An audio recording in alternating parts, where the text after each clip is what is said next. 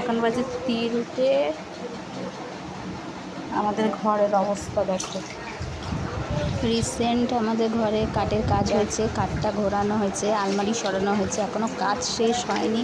তার মধ্যে বৃষ্টিতে যা অবস্থা, সব জামা কাপড় ভিজে গেছে। এত বৃষ্টি, মানে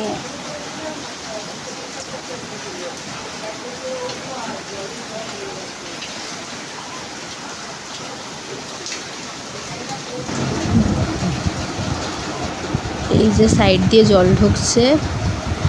আমাদের চৌকাঠটা যতটা উঁচু, আশা করি জল ঢুকতো না, সাইড দিয়েই ঢুকছে, সাইড দিয়ে ঢুকছে। বাইরের সব ময়লাগুলো ঘরে ঢুকে গেছে।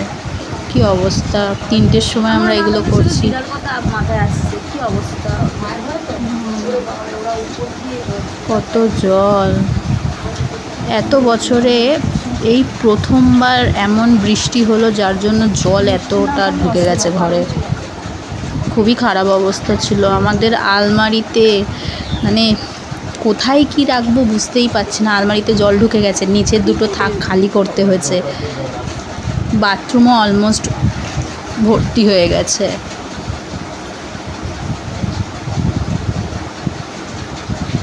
জলে থই থই করছে। দেখো বাইরের সব নোংরা আবর্জনা প্যাকেটগুলো ঘরে ঢুকে আসছে।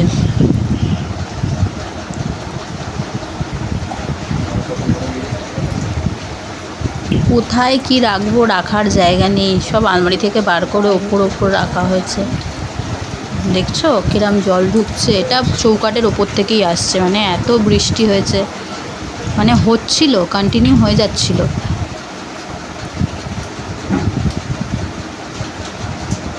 আর আমাদের এই কিছুদিন আগেই ঘরে কাজ হলো, খাট কেটে মানে একটু সরানো হলো, স্টিকার বাগেরা লাগানো হয়েছে, আর সব মানে বেকার হয়ে গেল, ঝাঁটা পড়ে গেছে, সব ভেসে বেরিয়ে যাচ্ছে। খুবই খারাপ অবস্থা, পানির কলে ঢুকিয়ে রেখেছে।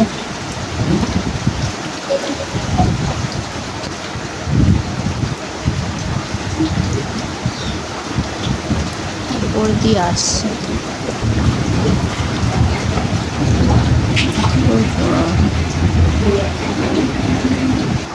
আমফানেও মনে হয় এত বৃষ্টি হয়নি, মানে এত জল ঢোকেনি। এই প্রথমবার এত, মনে হচ্ছে বন্যা হয়ে গেছে। দেখো কি অবস্থা।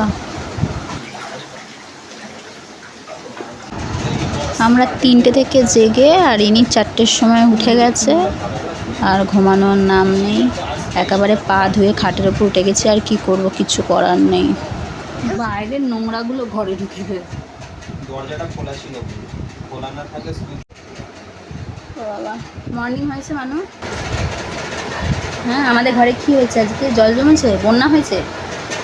শুয়ে শুয়ে জল খেতে নেই না? তুমি কেন শুয়ে শুয়ে জল খাচ্ছ?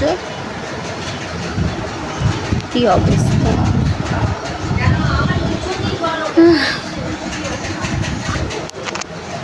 একে নিয়ে আজকে আমরা সারাদিন কি করব কে জানে। আচ্ছা তুমি একটা কি বলছিল, কি খাবে?